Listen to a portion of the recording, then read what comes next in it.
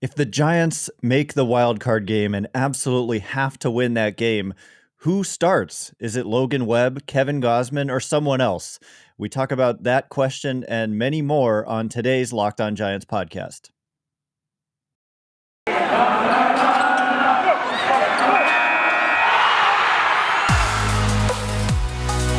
You are Locked On Giants, your daily San Francisco Giants podcast, part of the Locked On Podcast Network, your team every day.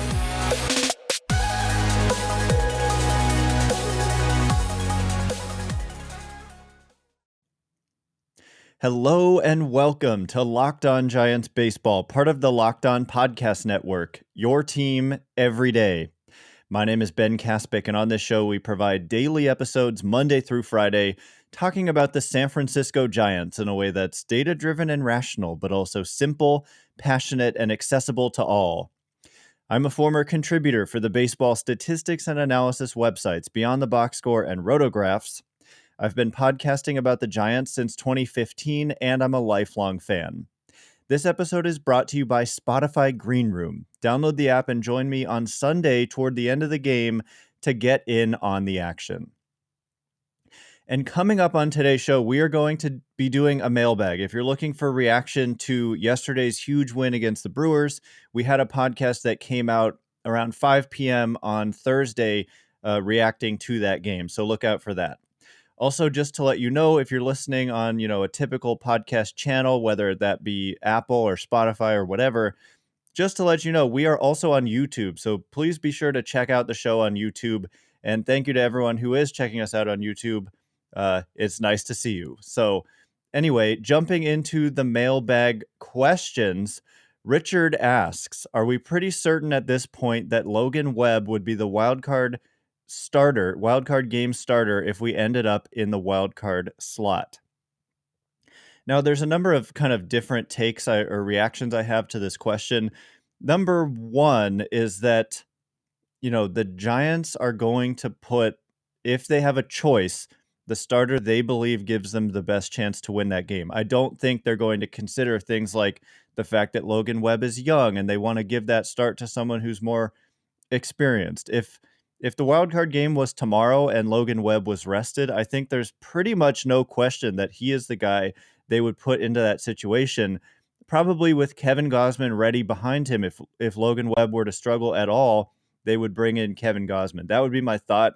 I don't think they would be conservative and hold back any pitchers for a potential game one matchup in the NLDS, because you got to make it there first. And that's kind of a mistake managers of old have made, like famously Buck Showalter holding on to Zach Britton when he was having that historic season, kept saving him in the wild card game when the game continued to be on the line, and he saved him for a potential save situation that never came. So this Giants team, Gabe Kapler is not going to do that type of conservative managing. They're going to be extremely aggressive. And so, yes, I do think it would be Logan Webb at this point in time. It is a big question, though, because Kevin Gausman, has a track record of being really good with the San Francisco Giants. So, the last month of the season is going to say a lot about this. Webb's going to have a lot more starts. It remains to be seen if he can just continue this stretch that he's on. Normally, pitchers go through rough patches to some extent, but that hasn't happened for Webb over his last 14 starts, which, by the way, those 14 straight starts, 2 earned runs or fewer, is a franchise record dating all the way back to 1901. I guess maybe that's when they started paying attention to this kind of thing. But incredible what Logan Webb is doing.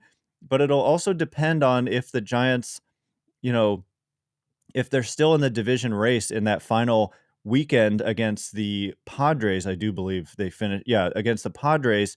They may, use Webb in a game trying to clinch the division. It just kind of depends on how the pitching matchups go. But if they're still in the race, they're going to continue to try to win that division even towards the end of the season. And so that could affect who's available in that wild card game. So all of that to say, it probably would be Webb, but it really depends on a lot of different factors. Anyway, the next question comes from Aaron, who asks, what would the Giants need to do to give Darin Ruf more at-bats? would they have to move Wade to center and take away at bats from Yaz, even against righties, or take away at bats from Dickerson, who has low-key been decent at the plate for about a month? This is a major consideration because Darin Ruf is playing just about as well as anybody on the Giants, particularly, I mean, offensively. And he's just a real threat and someone who I think in this last month of the season, they're going to probably try to find a way to get him more playing time, basically filling in for whoever's struggling. Like you're saying, you kind of, how do you figure out how to do that? And I do think, though, the reason that we're not seeing this, and people have asked a similar question about Austin Slater, is that if these guys are on the roster, like if Dickerson and Yastrzemski and Wade are on the roster, they have a role. And if you're not going to play them in that role, it doesn't even make sense to have them on your roster. Like when people talk about Slater, if he's not starting against left-handed pitching, then it's a mistake that you even have him on your roster in the first place. Plus, he has a track record of success against left-handed pitching, so it makes sense that you're playing him. But for Darin Ruf, I mean, yeah, the most obvious thing would be to take away playing time from probably Alex Dickerson.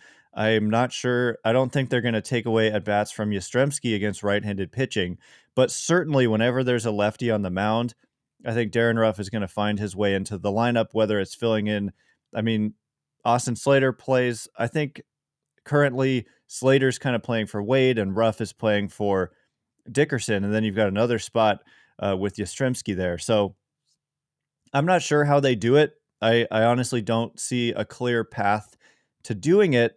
If, like you mentioned, Dickerson has actually been pretty good lately, even though the overall season numbers don't necessarily show it. If you do look over the last month, he has been able to have success. So I don't think they're going to do that. I don't think they're going to, sit Yastrzemski or Dickerson or Wade against right-handed pitching or Brandon Belt. So there's really no actual way to do it. This is another reason why the DH would, I think, be the right move. I mean, it would benefit the Giants, and we saw that last season. And, I think that the DH is coming next year, probably with this new collective bargaining agreement we're going to have. And Darin Ruf is still under club control for at least one more season. I think even 2 or potentially 3. I haven't looked at his contract in a minute and I'm forgetting, but he's definitely under club control for next season. And having that DH, he could be kind of the perfect guy to play in that spot most of the time. So I think that's going to benefit the Giants next year. But when it comes to the rest of this season, I think his at-bats are going to continue to be limited to mostly left-handed pitching and then coming off the bench pretty much every night as the top bench option. And then if there's an injury pretty much anywhere, first base or in the outfield, he should move into a starting role. And that's always a possibility. Injuries happen all the time. So anyway, coming up next, more questions and answers. But first, did you know that Built Bar has so many delicious flavors?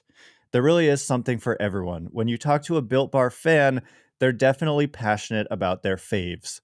If you don't know the Built Bar flavors, well, you're missing out. Coconut, cherry, raspberry, mint brownie, double chocolate, salted caramel, strawberry, orange, cookies and cream, German chocolate. My favorite flavor, it's really hard to choose. I'm going to go today with salted caramel. I love salted caramel, and these Built Bar flavors, these Built Bars in general, taste like candy bars. And so that's why, to me, I was so surprised to learn that they were so low in sugar. And honestly, that's really important to me. I want my protein bars to taste really good, but not actually be like candy bars. And these Built Bars only have 4 to 5 grams of sugar, and they're packing close to 20 grams of protein. So go to BuiltBar.com and use promo code LOCKED15 and you'll get 15% off your next order. Use promo code LOCKED15 for 15% off at BuiltBar.com. All right, as promised here in segment number 2, as they say, we're just going to continue answering your questions. So the next one comes from Ask Sean, who says, is the home run ball sustainable come October? And this is a big key question for me because it's a common myth. I'm just going to flat out say it. Common myth that home runs don't play in October, and that an offense that is quote unquote reliant on home runs is not going to do well in the postseason. Well, I actually don't have the article pulled up because, I forgot or whatever, but they have researched this and tried to look at what kind of plays in the postseason and what doesn't. And in fact, it's the opposite. Basically, teams that don't hit home runs don't have a lot of success. And more so, home runs are highly correlated with winning in the postseason. Think about some of the recent playoff successes. Think about the Los Angeles Dodgers winning the World Series, the quote unquote World Series last year. Think about the success that the Houston Astros have had, all those home runs, Carlos Correa, Jose Altuve, George Springer were hitting in those postseason series. And I know, the cheating scandal, but still, the home run ball is just a huge part of teams having success in the playoffs. I think there is something to if you're a team made up of hitters who can be overexposed a little bit, or like, dominant pitching can find your weakness and you're not going to be able to hit those home runs. There's something to that, but I don't really think the Giants are that kind of team. A lot of the players they have who hit home runs are also able to make a lot of contact. I mean, Tommy La Stella, I know he's not played a lot and generally hasn't had his best season at the plate, but he's a guy who has power and also strikes out among, the very lowest rates in the game. Buster Posey, similar story. I mean, he doesn't have a ton of power. He's more of a 20 home run type of hitter, but he's also a guy who doesn't strike out, hits for a high average in addition to hitting for power. Brandon Crawford this season has hit for a high average and is hitting for power. Darin Ruf, wouldn't really classify him as a guy with giant holes in his, at the plate, but he hits for a ton of power. And so I think up and down the lineup, Giants have like different types of hitters, and certain guys have different holes. Certain guys are more easily exposed against certain types of pitchers. But on the whole, home runs are going to help the Giants. They're not going to be their detriment or be their downfall. And preventing home runs it goes both ways. If you're a pitcher, if you're a pitching staff and you're able to prevent home runs in the postseason, I think that plays in a big way too. And the Giants have a number of guys who have shown to be above average at preventing home runs, most notably Logan Webb. And so I do think, like, is the home run ball sustainable come October? Absolutely. And even think back to some of the Giants' success in the postseason in 2010, 12, and 14. They hit a lot of home runs. A lot of big home runs were key in their wins and winning the World Series all three of those years. So I'm going to find the article at some point, and I'm sure I will like retweet it at some point prior to the postseason getting underway, because it is a common perception that, oh, you don't want to be a team that relies on the home run come October, but that's a bunch of malarkey. You don't want to be a team that doesn't rely on home runs. You don't want to be a team that doesn't hit them, because if your opponent hits a couple, you're going to have a really hard time winning a game if you're not able to hit a couple yourself. So that's how I see it. Yeah, sometimes if you're going up against Garrett Cole, who, by the way, his kind of one bugaboo is a tendency to sometimes give up home runs, but he's going to potentially make it harder to do that. And you might have a runner on third base, less than 2 outs, and really desperately want to get that sac fly, and he very easily could strike you out. But that doesn't mean being reliant on home runs is bad. It means pitching is really, really nasty. And, what used to be a relatively easy thing, getting that runner in, just making contact, putting the ball in play, is much harder now than it ever has been. These guys are out here throwing 100 plus routinely, wicked movement, tunneling, all their pitches coming in on the same plane and then having ridiculous break in any number of different directions. So hitting has gotten a lot harder. That's something we need to keep in mind when we're talking about. I think that people don't really think about that enough, and it has a lot to do with sometimes being, not coming through in situations where a sac fly might give you a run in key games in October. So that's kind of my thought on that. Next question comes from Steve, who asks, are we watching Buster Posey's final season as a baseball player? I thought that was a really interesting question. It's one I've kind of quietly contemplated to myself a few times this season, because Buster Posey has made a few comments. I think, Steve, you probably saw these same comments, and this is maybe what made you ask this question. He has basically kind of said, I'm going to get together with my family at the end of the season and talk about what's best for us as a family. So Buster Posey's contract is up at the end of this year, but there is a club option for $22 million for 2022. But of course, he could always just walk away from the game. And I'm going to say this not lightly at all, but I do think, based on the comments, based on kind of watching his body language at times, based on watching him kind of slow down as the season has gone on and the grind has taken its toll on him physically again, that it is a possibility that Buster Posey walks away from the game at the end of the season. And again, I don't say that lightly, but just the comments he's made, the fact that an extension hasn't happened, leads me to believe that that's a possibility. Now, the fact that the Giants haven't given a real look to Joey Bart this season maybe tells me they don't think that. Maybe next year's his last year. I don't know. But just those comments, talking about he's going to get together with his family and think about what's best for them. And he and his family, he's, recently adopted twin girls. So yeah, I mean, he's achieved everything a person could achieve in the major leagues. And if he feels he's done and he's made his $150 million or whatever, that would be respectable and a totally personal decision. And it wouldn't shock me, knowing his personality a little bit. So really interesting question, and definitely something, of course, we're going to watch as the rest of the season and the off season plays out. So anyway, coming up next, we have even more questions and answers. But before we get to them, did you know that it's that time of year again and all eyes are turning to football as teams are back on the gridiron to start the football season? As always, BetOnline is your number one spot for all the pro and college football action this season. Get all the updated odds, props, and contests, including online's biggest $500,000 NFL mega contest and the world's largest $200,000 NFL Survivor contest, open now at BetOnline. Head to the website or use your mobile device to sign up today and receive your 100% welcome bonus.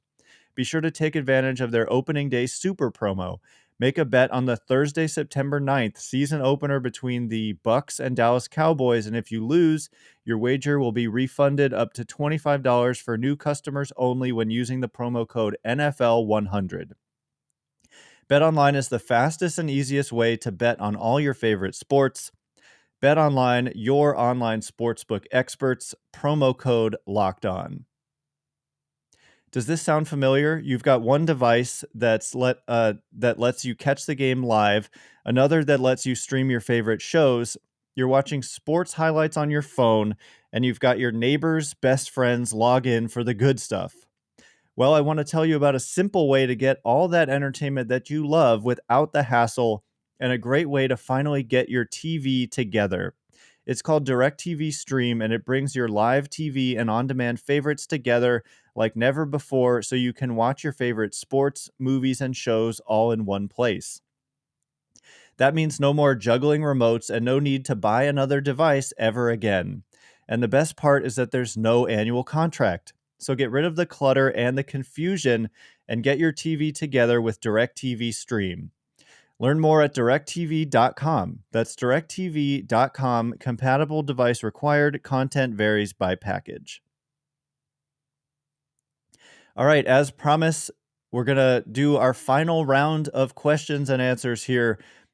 Giants, of course, getting underway with this big series against the Dodgers starting tonight. Tied for first place. What could be better? Tied with the Dodgers for the best record in the major leagues and for first place with a big series at home coming up tonight. So, of course, on Monday, we'll be back talking about all things Dodgers Giants, and I can't wait for that. But before we do that, before we start looking ahead, let's get to the rest of the questions. Tosh asks, rank our relievers from most confident in to least confident in. Well, it'd be a good idea if I had pulled up the Giants relievers, wouldn't it? That would have been too smart of me to have done that. Okay, here we go. I stalled a little bit and I have them. So the number one guy that I'm going to go with here is Tyler Rogers. I just have a sense of calm when Tyler Rogers is on the mound. He has poise, he has an ability to just throw strikes, and he's just been really darn good. And he puts the ball on the ground. The home run ball is pretty darn rare with Tyler Rogers. So I'm going to go with him number one, even though he's not really the closer of this team. But it is interesting. They go back to back. He could not be more different than the second guy on my list, who is Jake McGee. McGee has also had a fantastic season. I feel pretty darn good when he's out there on the mound, but he has at times been susceptible to kind of blow-ups, and at times he has lost the strike zone, and at times he's given up some big home runs. Not a lot of them, actually, but, it's close for me between Tyler Rogers and Jake McGee. I would have said a couple weeks ago that my number 3 guy was Dominic Leone, but he has scuffled recently, and so he's not going to be that number 3 guy. Number 3, I'll probably honestly go with, it's kind of a toss-up between Jose Alvarez and Harleen Garcia, which is not to say I think they should be pitching those super high leverage roles in late innings, but in the roles that they're in. I mean, when Jose Alvarez comes in, it's like, okay, you can almost like change the channel. He's just going to be able to pump the strike zone and get out of whatever situation he's coming into. Now, the last couple of appearances haven't really gone that way, but on the whole this season, he's been fantastic. And Harleen Garcia is pretty much the same story, but his stuff is better. The quality of his pitches is more pronounced or more effect. I don't know what exactly I'm trying to say. The stuff is better. And so I'll probably go with Harleen Garcia with an edge above Jose Alvarez. And then, I don't know, Zach Littell might even be ahead of Dominic Leone for me right now. And then as I look through, I have a lot of confidence in all of them, and it's hard to really differentiate between like Littell and Jay Jackson, Tony Watson, and Dominic Leone. It's hard for me to sit here and say Dominic Leone is that low, but he's just consistently been struggling to throw strikes recently. So he'd probably have an edge over most of those other guys that I just named. But after that, it's pretty much a toss up. And then, yes, John Brebbia for me is near the bottom of the list. He just simply hasn't been good this season with the Giants. But yes, I know some people ask this. I do still have confidence long-term in John Brebbia. He has a long track record of being good. I'm not going to just give up on him based on a short sample of this season when he's coming back from Tommy John surgery. And then Sammy Long and Caleb Berriger probably lowest on my list right now. Jose Quintana is like in that mix, and I don't really know what to think of him. But until I see more, I'm not really going to count him as a member of this bullpen. He is a guy for me who could be a candidate to start with the Giants needing bullpen games 2 out of every 5 turns through the rotation. So I hope that kind of answered the question. I know I didn't perfectly rank them, but those are my thoughts on the current Giants relievers. Feels Great Baby asks, not a Giants question, but a AAA question. Why has Krizan not gotten a shot in MLB? Dude rakes and deserves a chance. So this is a question about Jason Krizan. Giants picked him up in the offseason, and he's been in AAA all season with the Giants and is hitting .331 with a .381 on base and .521 slugging. That's a 20% above average line in AAA. So kind of tells you a little bit about the hitting environment in AAA, because you would think that that's more than 20% above average, but that hitting environment in AAA is pretty lively, and so that's actually not that crazy good of an offensive line.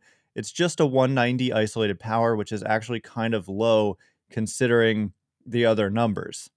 And I can't totally tell you. I do believe he could like fill in that Dickerson role where he's platooning in a corner in the outfield. He is left-handed. So yeah, I mean, he takes that role for me, kind of the Dickerson or LaMonte Wade Jr. or Mike Yastrzemski role. Yastrzemski's struggles are kind of a big deal that we've had to push under the rug a little bit because the team has been so successful, but it definitely has been a struggle for Yastrzemski. So I think part of it is that they don't feel comfortable like giving up on Wade, Dickerson, or Yastrzemski, but I'm kind of with you. I'm surprised, given these numbers, that he hasn't had an opportunity, particularly because he's doing it as a guy who also doesn't strike out a lot. And so I have more confidence that some of that contact skills and on-base skills would translate at the major league level. And sure enough, Steamer projects from Krizan at the major league level that he would be about league average offensively. So it could just be, Yastrzemski, Wade, and Dickerson that they think are better than league average offensively. And so he's just kind of next on the depth chart, and they haven't necessarily needed him at any point. But pretty sure that he can just remain in the Giants organization beyond this season. But he is a guy we could see at some point in September. Of course, he's not on the 40-man roster, so that's definitely a reason he hasn't just been given a shot yet, because he's not on that 40-man roster. He would have to be added, and someone else would have to be taken off in order to get him on. So anyway, we had a lot more questions. I always can't get to them all. There's so many great questions, but that is all the time we have for today. Once again, my name is Ben Kaspick. You can follow me on Twitter at Ben Kaspick. That's Kaspick. If you like this show, please consider rating it or leaving a review. It helps me out so much. So thank you in advance, and thank you to everyone who's done so already. Just quickly want to point out, I know we've had some connection issues on some of the podcasts. It is something we are aware of and are working on, and it has to do with recording this through a different avenue because of YouTube. So we're doing our best to remedy that issue. Really apologize if there have been any connection issues today or in any of the episodes you've listened to in the last few days. Anyway, I can't wait to be with you again on Monday. Huge series this weekend, so we're going to break it all down on Monday. Giants versus Dodgers, first place on the line, so I can't wait to be with you then. Thanks again for listening. You are now Locked On Giants.